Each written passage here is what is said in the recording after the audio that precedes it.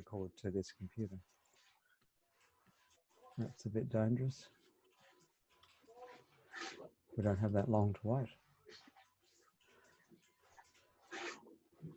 Okay, so let's take a look at some production management and just lay the foundations. Now, this will not be on the test for Friday, so you don't have to worry about it. It'll be on the next test. That was nasty, wasn't it? So we'll review some of these things though after the break, but this is just to lay foundations for this, because when we come back, we'll be highly interactive, let me tell you.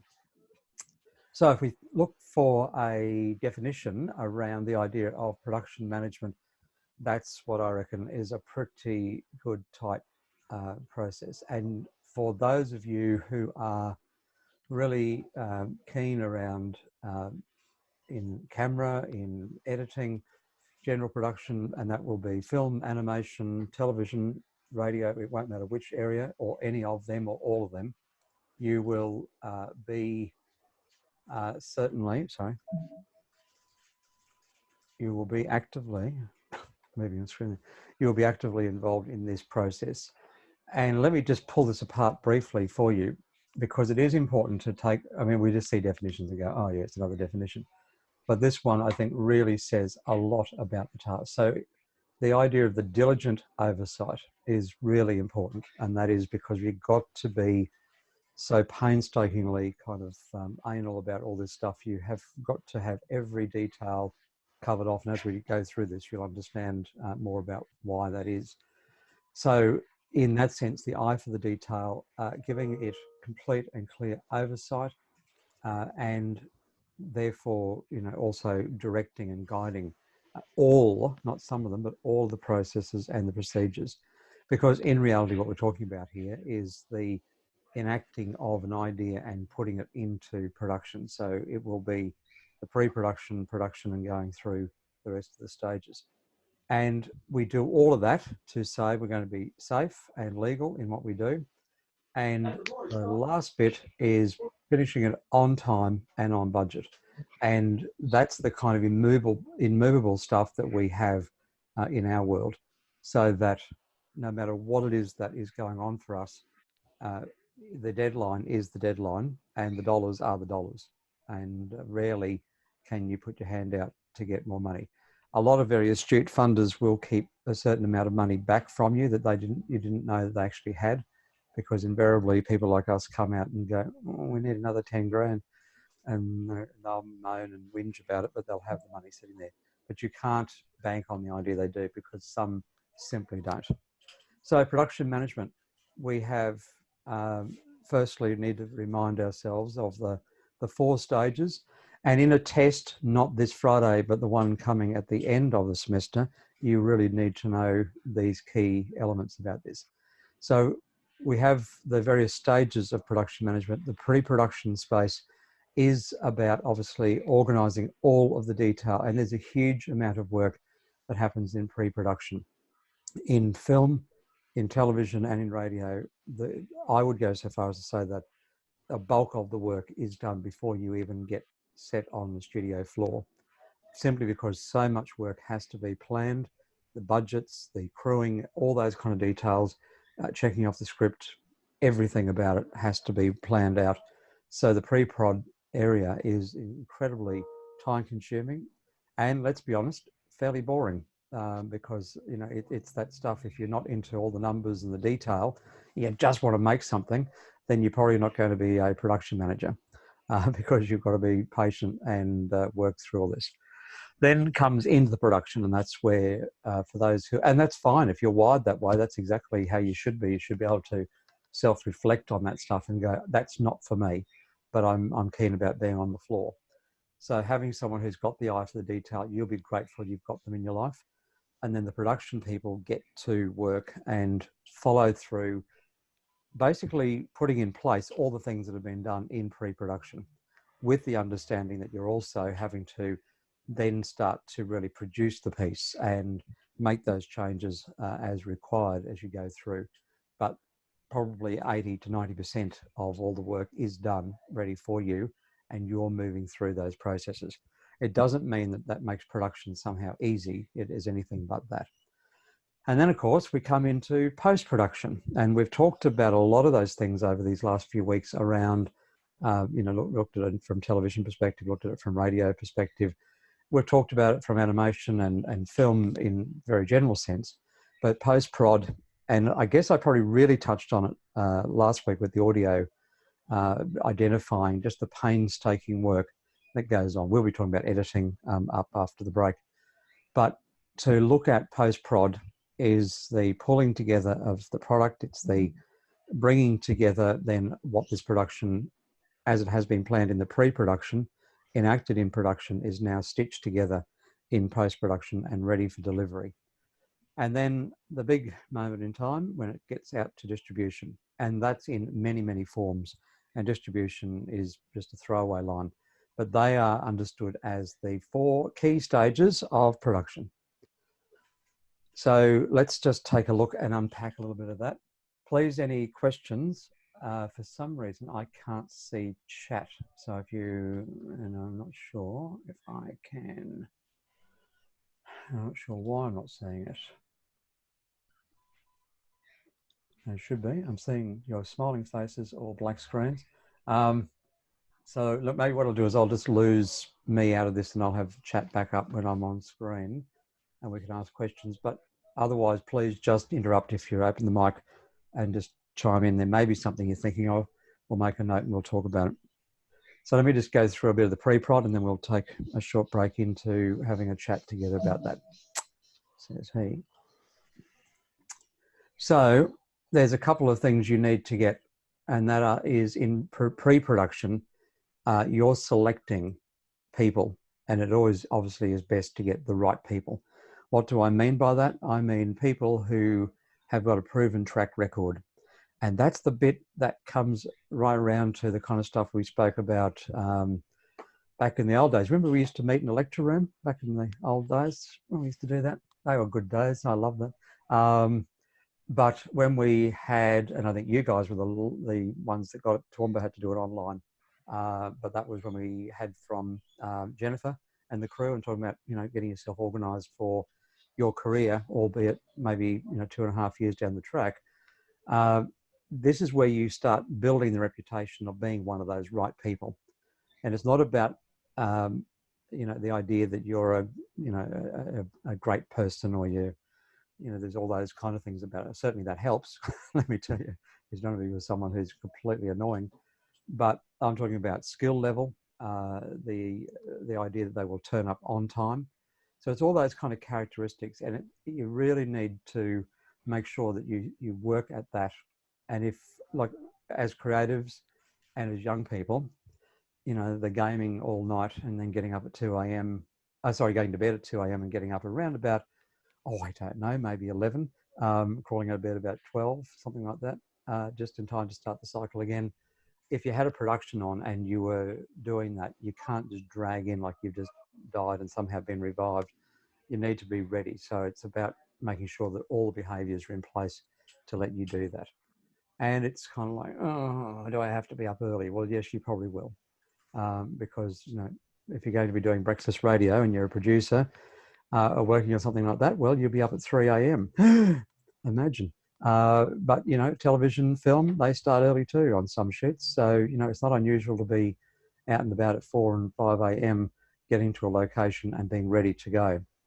So you've got to be that right person in all of that sense.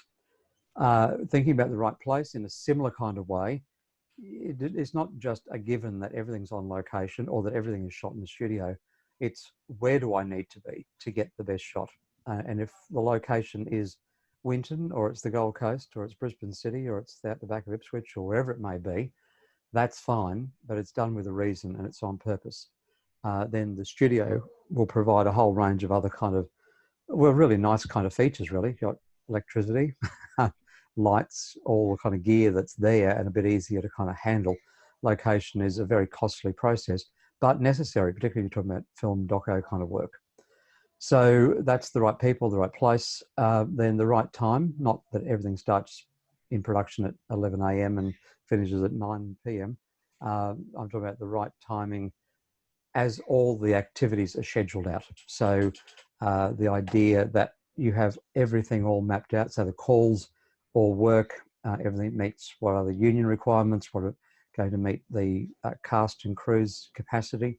So that's a part of the right timing. And then the right price is making sure that you have the adequate funding to do what you're doing. I have a wee friend who's a wee Scot, and he's working on a film at the moment over in Glasgow, and he, has been chipping away. Oh, look, I think we spoke just before Christmas last year, and he was putting out perspectives for people to put some dollars into his film that he's doing, and it's a robust cinema release. But I know he's right up to now. I think I got an email about a week or two ago from him, and he's just letting me know that he's up to about 80%. And it's that patience you've got to have, because sometimes getting the finance, but if you're all these kind of things and people get used to the idea, you deliver, you do the product, it gets out there, everything about it is on task and right, they're going to be wanting to write their check out for you, as opposed to someone who just kind of vaguely gets it done, because there's no confidence. If you're not going to invest in a house that's all run down, are you? If you had cash and you're going to want to get your own place, you're not going to get some flea-bitten old rental if you can avoid it, because you'll be looking around to see what can you get for the money you've got available. And in a similar way, people are looking around for the best people, and your reputation will travel with you. Now, I know I probably sound like a nagging old father, but you need to get that fatherly advice in here, because that is what's going to matter.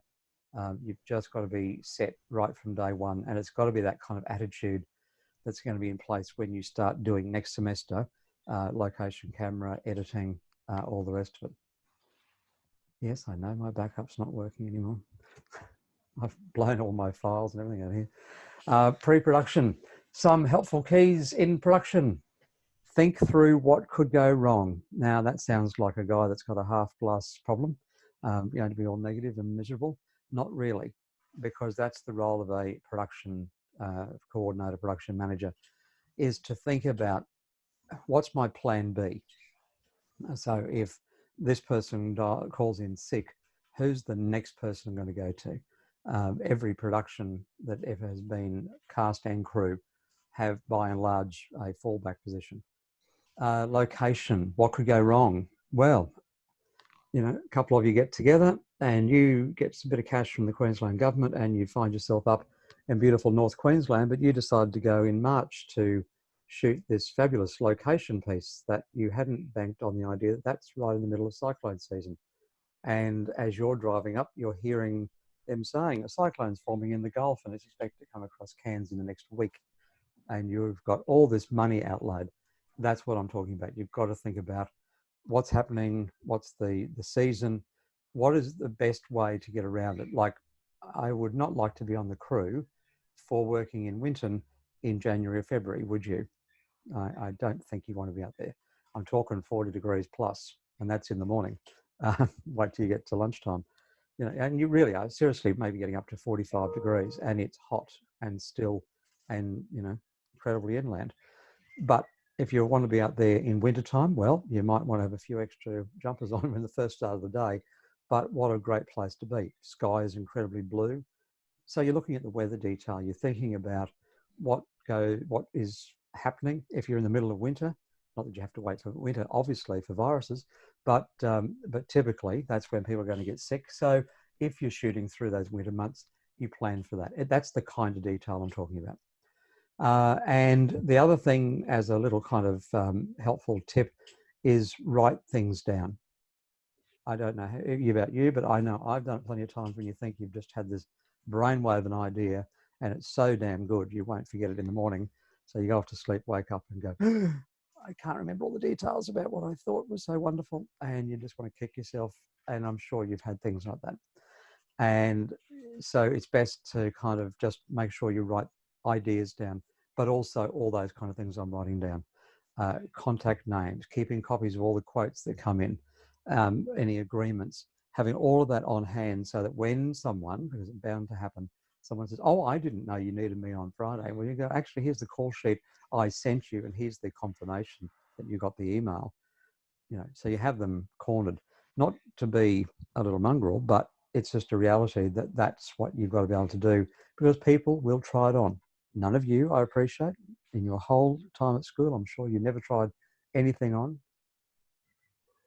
This is lovely. I have no idea if you're just groaning or you can't be bothered. In class, you'd be there going, oh. So your big idea. The lovely thing about this, and I'd like to see if we get some interaction around this stuff, but I would love to hear any ideas, or even if you want to do it kind of offline and send me this stuff through. But one of the things that happens in pre-prod space is this is where you can also dream. And this is kind of like the very early parts of pre-production. This would be the kind of dream making part where you've got an idea for a production and you're thinking it through. And you may have been dreaming about it for a long time, just imagining making this particular kind of product. Now that could be animation, you know, real actors, doco, whatever it could be. And something you'd really like to do. It could be an issue that you'd like to really flesh out, and you want to make this kind of little doco around that. So there are all kinds of different things.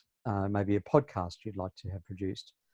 So whatever that idea is, your big idea, right at the very start, I reckon the best thing is don't limit it with worrying about all the annoying things like budget, time, how you're going to actually do it, where would you do it, all that kind of stuff. I think leave yourself clear, think up those ideas, and I would love to hear any of your ideas of concepts, not for me to nick, but just to hear what you're thinking, the areas you'd like to work in. So if you'd like to do that, we'll pause in a moment to see if anyone's game enough to share in front of thousands of listeners. But if not, if you'd like to send me something through privately, I'd love to see it.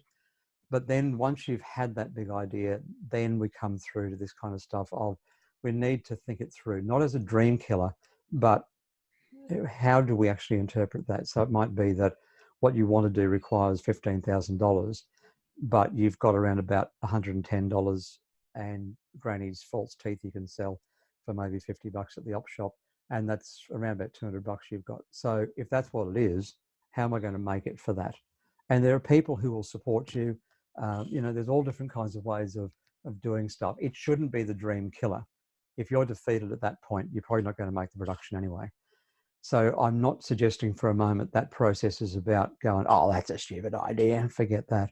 I'm saying I think it's actually more about, here's what I'd like to do, here's what I could do, and I'm happy with that. So get to a place where you're comfortable because of those realities you're doing it. But as you're doing that, you're developing and you're refining. And then the big killer, number 3, committing it to paper. So when it's in your head, it's wonderful, it's amazing. And then when you actually got to start writing it down, that's almost a bit like a storyboard when we talked about that a few weeks ago. Committing it to paper means you're starting, well, the first word is the important bit, you're committing it. You're starting to actually own that and you're writing it out. And that's where we start to do an outline and a pitch, and we'll talk about that in a moment. And then typically, if you've got a few people around you, getting feedback. Who do you ask for feedback? Well, let me throw an idea to you.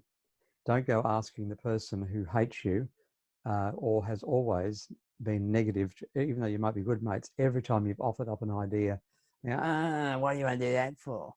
I'm sure you've had people like that in your life. I have plenty of those around the place, the old dream killers. It's not because you don't want to hear something negative. If that was the reason, then that's not the reason we're doing this. When you're looking for feedback, you need to get feedback from someone that you can trust, or from people you can trust, that will be telling you, number one, they know what on earth they're talking about. That always helps. And then secondly, that they are with you and for you. And because of that, they'll tell you the truth. And they would say, look, I don't think this thing's going to sell, or I think you need to do a lot more thinking around this. I can't see how it works. I love your enthusiasm, but I can't see how it works.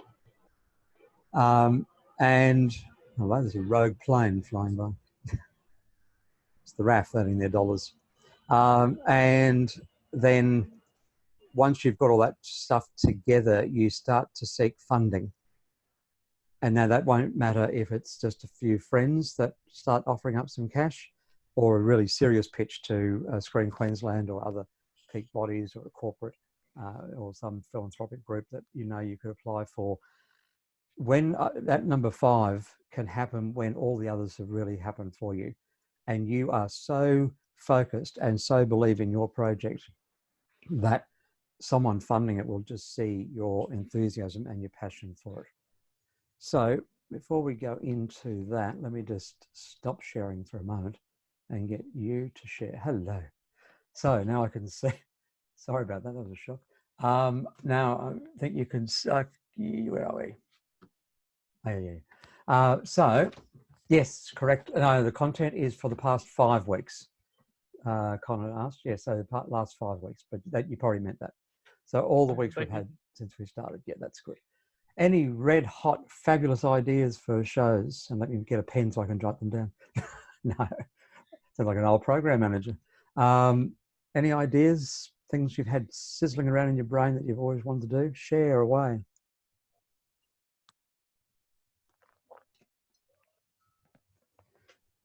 Nobody, probably nobody's game.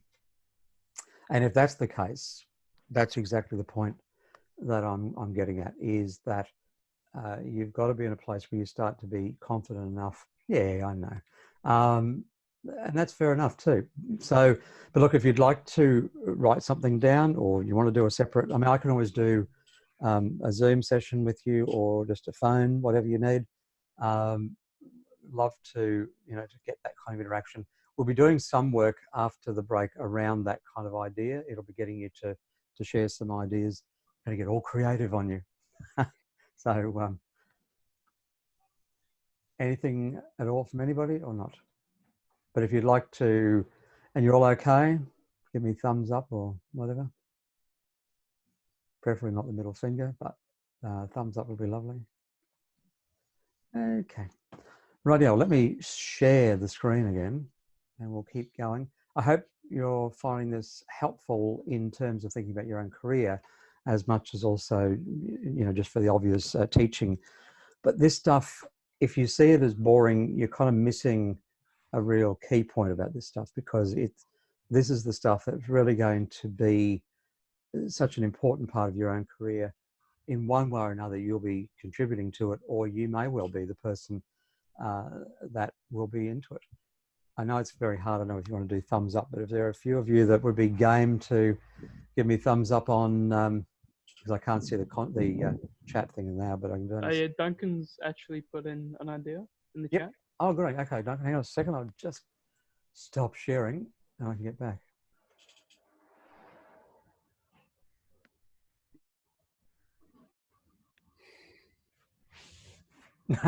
Yeah, that's about it. Well, I reckon, Duncan, these days with the some of the programs they've got on, it would be you have to be working damn hard to get cancelled, I think. But is it something you are seriously wanting to work up as a comedy thing? Because I tell you what, we've got a massive gap for comedy. We sort of tend to import it like we do everything else. We're importing our comedy, and we have historically had some very, very funny shows on Australian TV. It's been very, very clever.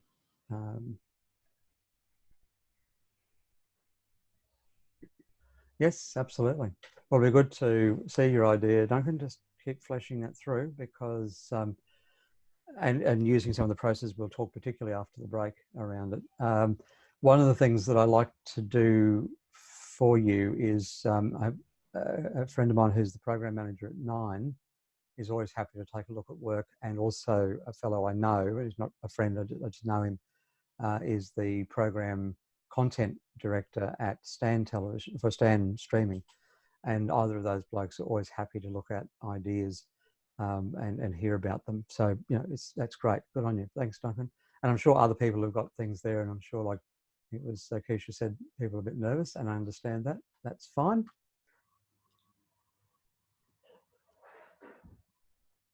Okay. So, in line with what Duncan's done and other people will have, you've got the idea of a pitch. The general kind of rule is we would set up, obviously, the title. We want to make it, importantly, not only short, but also memorable. So people will, so thinking through that title is really important.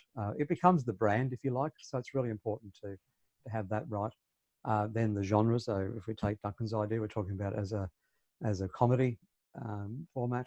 And then you just give, all you need to do is think through that mini version of the story. So that log line or the one-liner is that mini version of the story. And so if I'm reading it just as a funding body, or this is the kind of thing you sent to me, it should give me enough information inside that to get me enthused about the show, gives me a clarity about what it is you want to experience through that show. When we talk about star value, it's just recognizing, is there anyone that is of high note that would be useful for a funding, particularly looking at from a funding point of view, that would be attractive. So if I'm about to stump up $100,000 or more into your product, it's more attractive of, no, you're saying to me, I've got Cate Blanchett as your lead actress in that, rather than, you know, Susie Brown that no one's ever heard of. Not to say Susie's not going to be a brilliant little actor, but Cate is going to get attention. So, you know, if you had someone like that in it, then it's really important to mention that. And it doesn't just have to be the actors as a noted there. It could be the writer, the director. So, you know, you often see in brackets, because emerging actors as well, they'll put in brackets, star from this and that. And you go, oh, him or her. Oh, yeah, I remember that. Oh, no, that was good. And I don't know about you, but for me, I know that will often be a bit of a kind of a deal maker, where I'll go, oh yeah, I really liked his work. I really loved his work, her work. I'd be interested now. You know, so it pushes you across to being more interested, even as a consumer, and it has a similar value in terms of dollars and cents. Then the synopsis is with some character detail and the overall sort of direction of the story, and that really is just helping us to confirm that all that you've talked about, this is going to be a really well thought through, well crafted piece. Sorry. We don't write it in the personal way, so it's not I'm doing, I'm, but present tense certainly. So the project is, rather than the project was or the project might be. So it's always written in the present tense. Identifying creative ways to infuse the pitch with your ideas, your vision, your passion. Like I said before, that is what is going to capture people's imagination. If you come in totally believing it, genuinely believing it, not just being a salesman, then that will really help someone feel a lot more confident about handing over some money. You can, and importantly, give some data or any research. So if you are pitching an idea and you've got, what you're doing is you're identifying where the gap is. So like what your idea, Duncan, you know, recognizing we've got this absolute void of Australian comedy of this particular genre, blah, blah, blah. So identifying that, who's it pitched at? And again, it could be a part of the market that you know the network is struggling to get hold of. And if you can identify, I have someone already supporting me, a company behind me, then that is going to be a big plus. Other people, success breeds success. And this is always the annoying thing for people like us, because you need someone to put money in, but you just need to have that first person to believe in it. And then you can identify honestly, I do have some money already committed to this project and I'm still looking for X amount. And that will, as soon as someone's already seen it and given it the tick and put money into it, then others will be more likely to do so. And then protecting your idea. Yeah, sorry, Connor. Yeah, so that I know YouTube's a pretty good way to start, because I know a few Australian YouTubers that like do comedy, and Yep. they still continue to do it, but a lot of their stuff has been picked up by the ABC. Yep, And they've got their absolutely. own shows on the ABC now. And it's a good point too, Connor, because that's the place. So years back, you would take your pitch and see those program managers. I'm offering it because I think it's not bad to make yourself known and get some feedback from industry people, where they're not going to be, you know, ripping you apart. They'll just give you tips about how you do it. But the point you're making, Connor, is a really important one. Today's programming people look to YouTube and other such resources, and they're watching and observing what is happening. And it's not only about the content. Obviously, the content's going to be strong, but they would be looking at the content saying, yeah, look, this is good. Adding some more dollars to it and some production values, we could really tighten that up. But look at the numbers. You know, 2 weeks ago, they had 500 people following. Now they've got 2,000. And they'll keep an eye on that. And all of a sudden it goes up to 10,000. It's not always the ones that race away from 0 to 100,000 because they're kind of a fad. That's a flash in the pan type stuff. They would much prefer to see solid, reasonably strong numbers and consistently keeping those numbers, because then that would say, like it has to, particularly the ABC, hey, this is a really interesting idea. Because if you can see, even if it's a bit raw and rough around the edges, you can add some dollars to it and some production support, and you can tighten that up.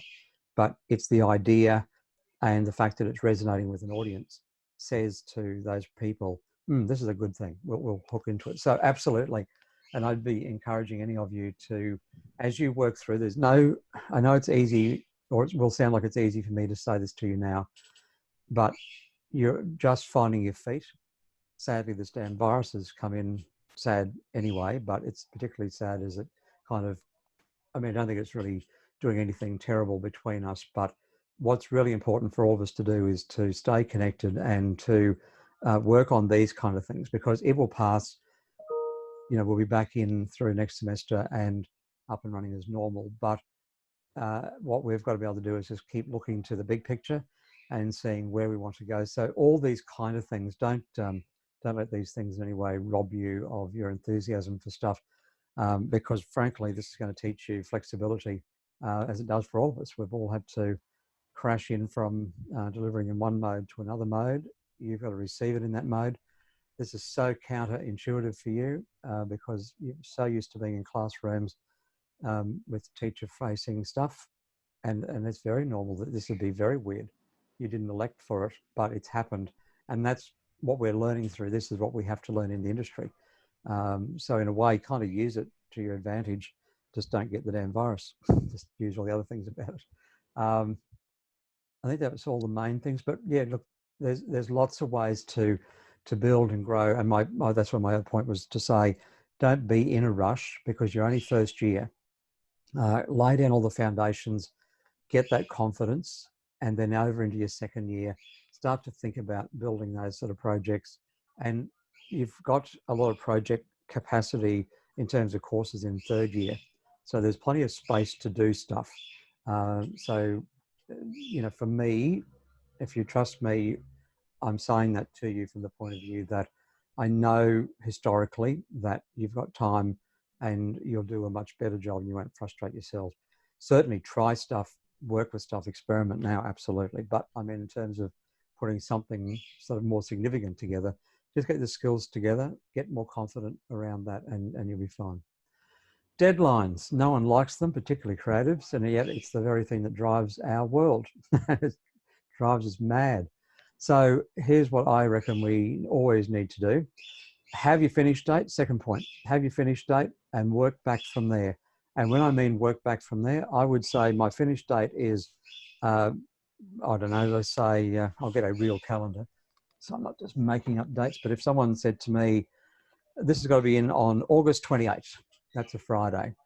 So I would make my date August 25. So the 28th no longer exists for me. It's got to be delivered on the 25th. I will very consciously be aware I've got a few days, but frankly, I wouldn't trade on that. And then from there, work your way back. And within that mode, you will allow yourself enough time, and don't be a hero trying to go, oh yeah, I could do it in a day. If you know in your heart of hearts, it's going to take 2 days, because it will cost you one way or another. So there's no point in trying to cut corners or be unrealistic. So be realistic about your time and how much time you need to allow, and have that finish date with that bit of buffer zone. So you have a false finish date, and then you work back from there rather than the finish date.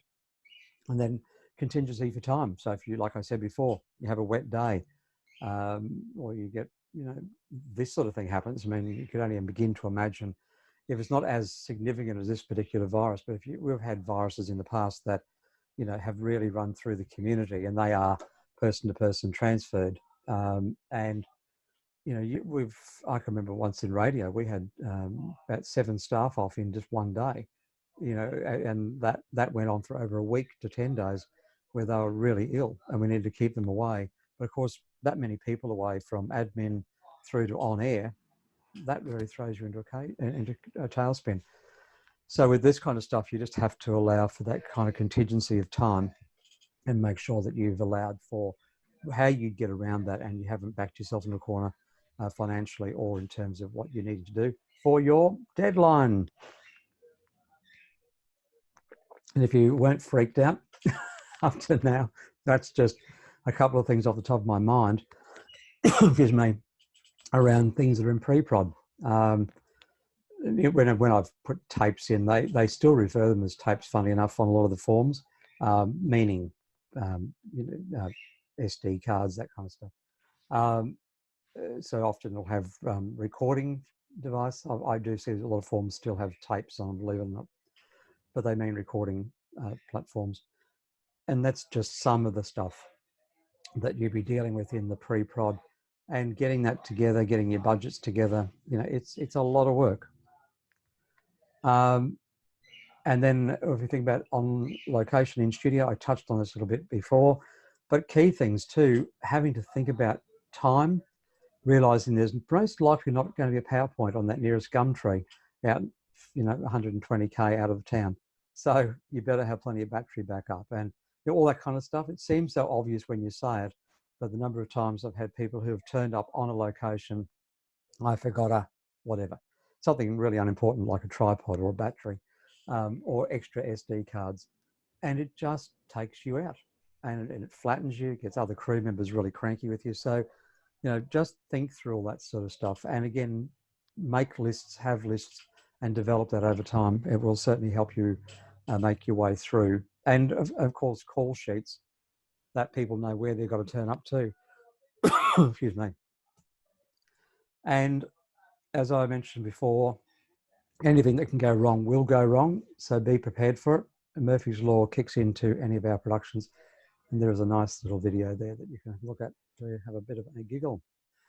And then with budgets, enough to say that probably the key thing I just want to flag for you is we normally in a budget add a 10%, sometimes higher, sometimes lower, but usually 10% contingency. So once you've got all those costs together, then you add 10% to that, just to allow that buffer. You need to make sure you've got all the costs identified, not just some of them. The other thing that's very helpful when you're fundraising is look for in-kind support. So if, say 2 more senior people come in and they've got a lot of experience and they are going to give their time to you to help you do your production, that might be an actor, could be production support, identify what their normal fee would be and put that in as in-kind support. Even though they're not charging you, if you had to access that, it would cost you. So rather than saying that was really nice of them, which it is, give a dollar value to it, because for funding, a lot of people like to see that you've actually gone outside and found that kind of in-kind support. That can also be in the form of people might, say for example, catering.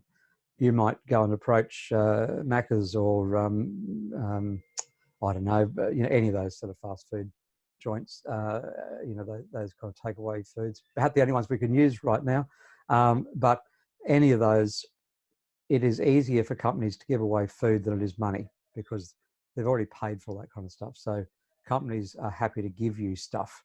So quite often you may get in-kind support even just for catering. And if you've got that available to you, why not? And then in post, you all going all right? Thumbs up, moan, groan, thank you. Post-production, as we know, we're talking about editing process.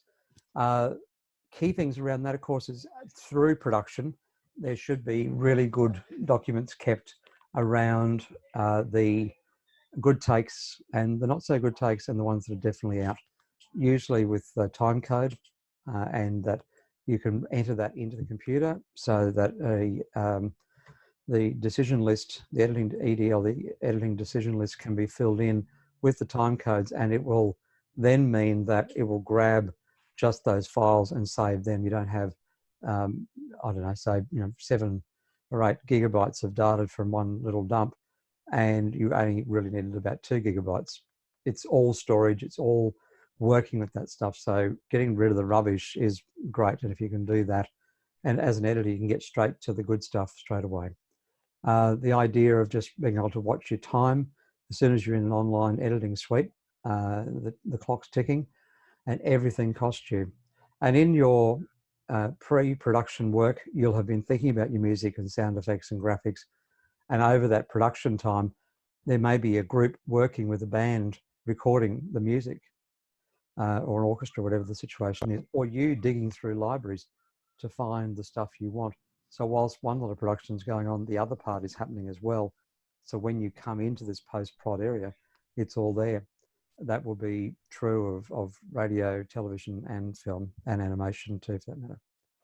So post-prod is a very busy time, quite often with a lot of reviewing a product. So having to get directors and producers' comments on the early rush of the whole thing. There will be focus groups run. So they'll have a team of ordinary consumers come in and view a product, and they'll get their feedback about how they felt. And that way they get an idea whether they need to cut something out, leave something in, just sort something out if there's something missing and it doesn't have the energy. They'll get that kind of comment. And that just saves a lot of risk going to the mass market. It's cheaper and easier to do it this way. And then when it is all done, my lovelies, you want to get it out there in the market.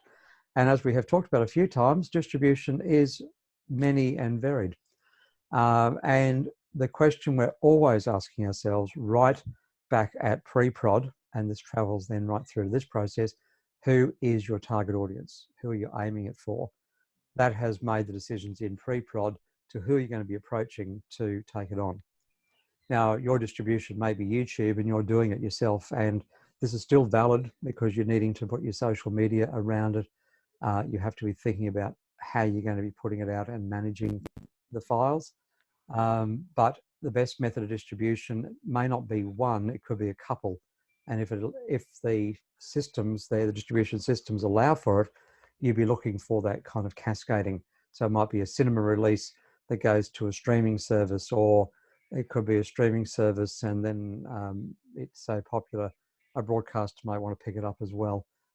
You see more and more content that is a Netflix original or a Stan original, etc., because there's a lot of money being invested into them. And if you notice the caliber of producers, directors, and on-camera actors that are being part of this stuff now, it's getting very high shelf stuff.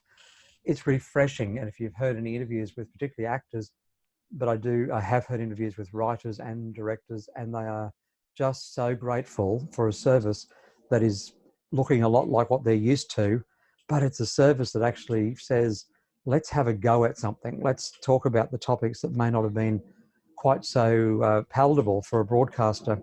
So, there's a little bit more room in that area. Time, duration of your product is not as critical as it probably would have been, because as I mentioned to you way back probably in the first week, the cinemas own the production houses. So everyone's in bed with everybody. So that process is all just sorted out.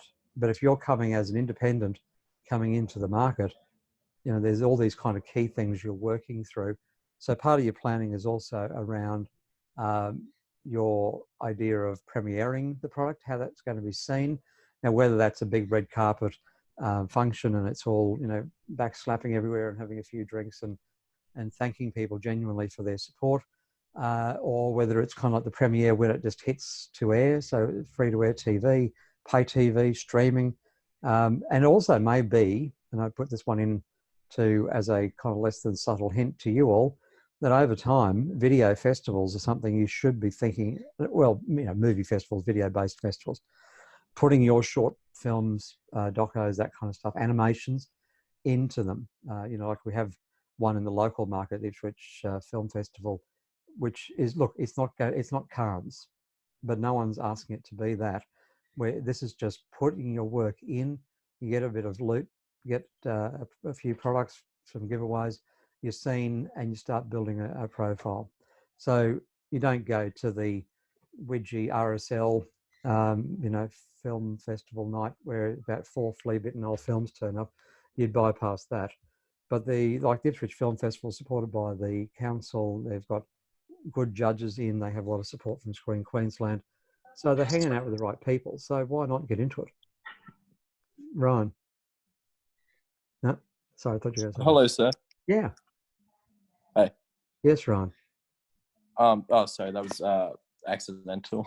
Oh, that's okay. No, I thought you were going to say something. You're Yeah, right. sorry, I came in late. I just saw my nana today, and her dog got put down, and I didn't realize the time. Sorry. Yeah, that's okay. Look, this is recorded as well. All right, or you can join in the Toowoomba one tomorrow if you want to pick up the early stuff. all right, I might do that as well. Thank you. Yeah, that's fine. So it's up on Study Desk, the link for that. So no, Thank you. No, you're right, no problem. And so look, video or the movie festivals, those film festivals are great. And if you're not ready to get into the bigger level ones, just ask for some advice around which ones to go to. But it's putting yourself out there into the market. You don't know when you could win, and winning's not the deal always either. It's just getting feedback, being out there.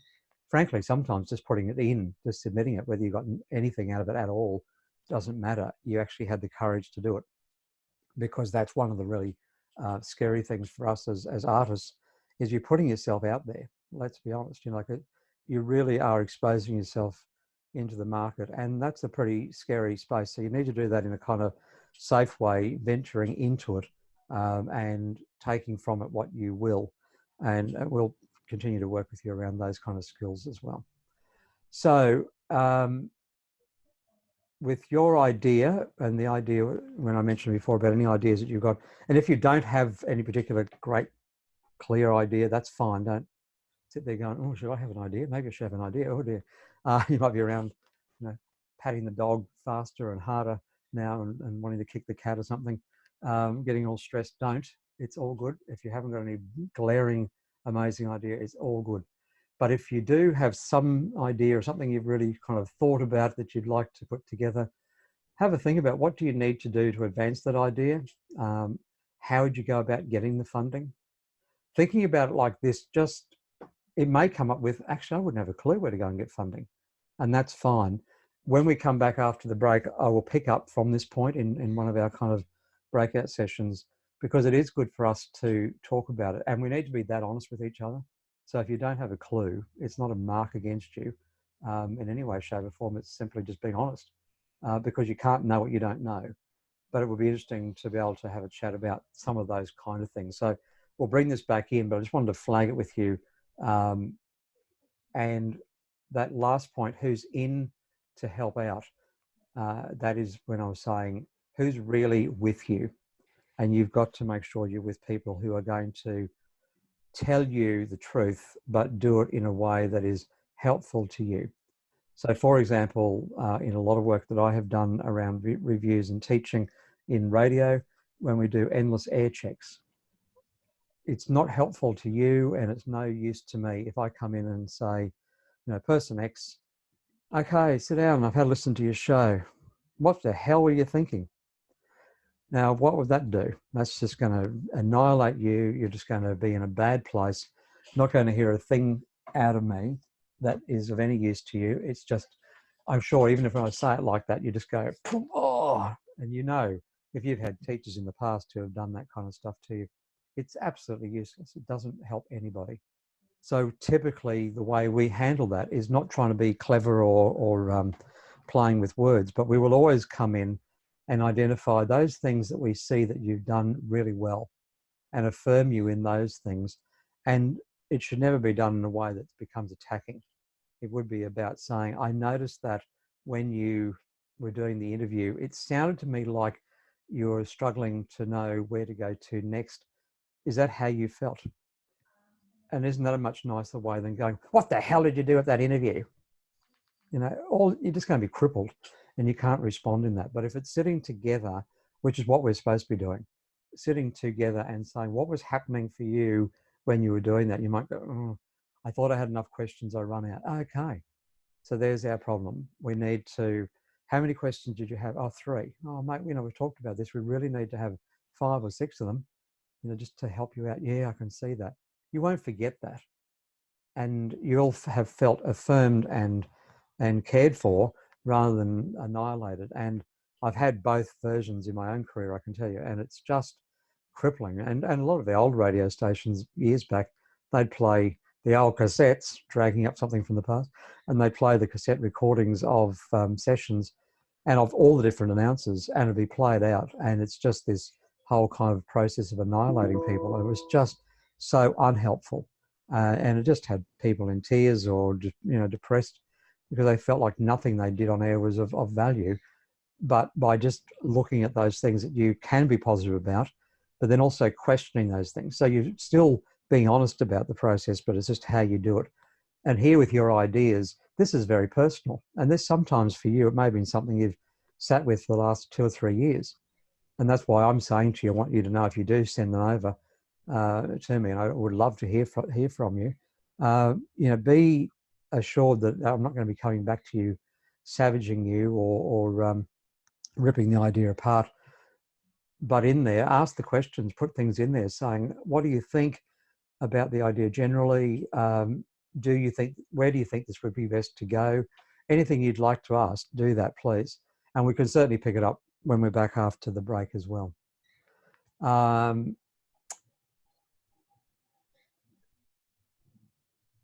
Yeah, look, I think I've covered most of that stuff, probably just enough to say, and like I have mentioned, that in every area of the industry, these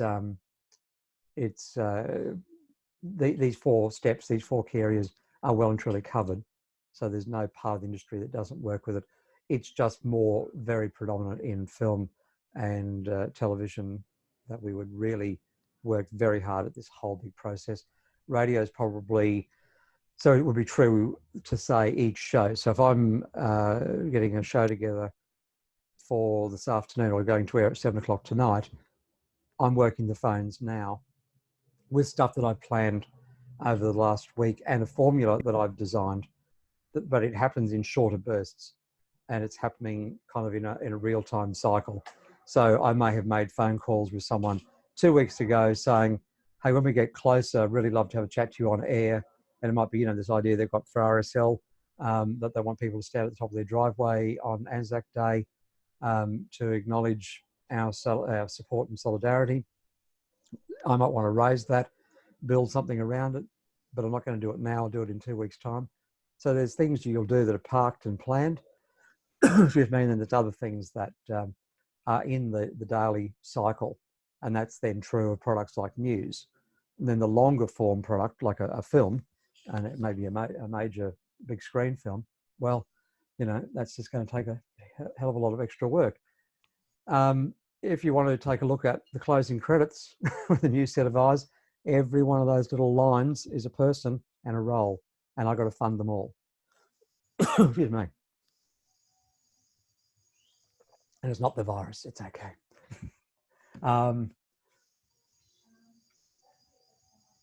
That's probably the main stuff. And in the same way, what I'm talking about there, similar stuff, there's a lot of children's television that's still made, and we do a fair bit of it in Brisbane, thank goodness, through Channel 10 and Channel 9, do a fair bit of children's television up here. News, of course, is another one. So I just wanted to highlight the fact that all this stuff works with the same structure. It's just that it's the day for news, same thing like I mentioned about radio, planning, media releases coming in. But my job, if I was a news producer, is to look at what's happening today and what's happening every few minutes. And there's an update comes in from the Premier, there's an update comes from the Prime Minister. There's people protesting somewhere because they don't think they're getting enough money. And I've got a crew out getting that stuff, and I'm building the stories, finding out what's going on. And then my job is to place those things in the run sheet for the bulletin at night. And that comes from a shell of a run sheet, but then it's got to be my skill to make that stuff work. So I think that gets us to the end. I see there's a few chats in there. Let me just stop sharing. Yeah, we were talking about independent and small indie film distributors like we were talking about before. Yep. Duncan mentioned A24, Bleecker Street, I think that is, in Miramax. And we're going through the movies. Like A24 recently did The Lighthouse, which is really good. They did Hereditary, Uncut Gems, and Midsummer. That's just a bit of the big ones that popped out. Yeah, absolutely. And look, you know, you look at something like Bluey that started here in Brisbane, gets an Emmy this morning or overnight. And it's, I met the founder of that probably about 2 years ago, and just the loveliest guy, down to earth. And they started with all this sort of stuff, just plodding along, hoping they're going to get the next dollar. Excuse me. And it has just worked a treat, obviously, for them.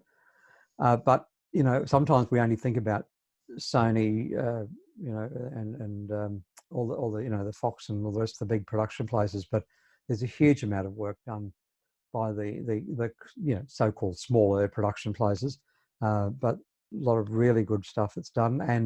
And I think people like Netflix and others like that have really opened that field up a lot wider too. And it's certainly paying dividends for the industry, which is fantastic to see. I think that's also why the big studios have their own art house divisions like Searchlight, Sony Pictures Classics, Yeah, Focus absolutely. Features. Yeah, totally. And so they're trying to look at the different genres and approaches, and so for them it's important to try to cover all the different markets and the possibilities. And in Australia, the ABC work very hard at doing that kind of stuff. So they have their range of channels. They've got ABC iView, and I know I bang on about the ABC, but I think they're a damn great starting place, and they're usually very, very accommodating and supportive around helping early career people. So any comments, questions? You're all good? So hopefully that kind of just gets a little bit more framework around, because we've talked about, you know, the idea of agenda setting and that kind of back end to why stories come about and what starts motivating some of our thinking. We've gone across then into the technical stuff of how cameras work and so on. And then we've journeyed across to shot composition, and then we've moved around into television and radio production. And that's where we stopped for the purpose of the quiz, and also kind of like a block of work. And then this one starts to introduce our next theme, where we'll start moving into some other areas, particularly straight up after the break, of course. Anything else beside the quiz?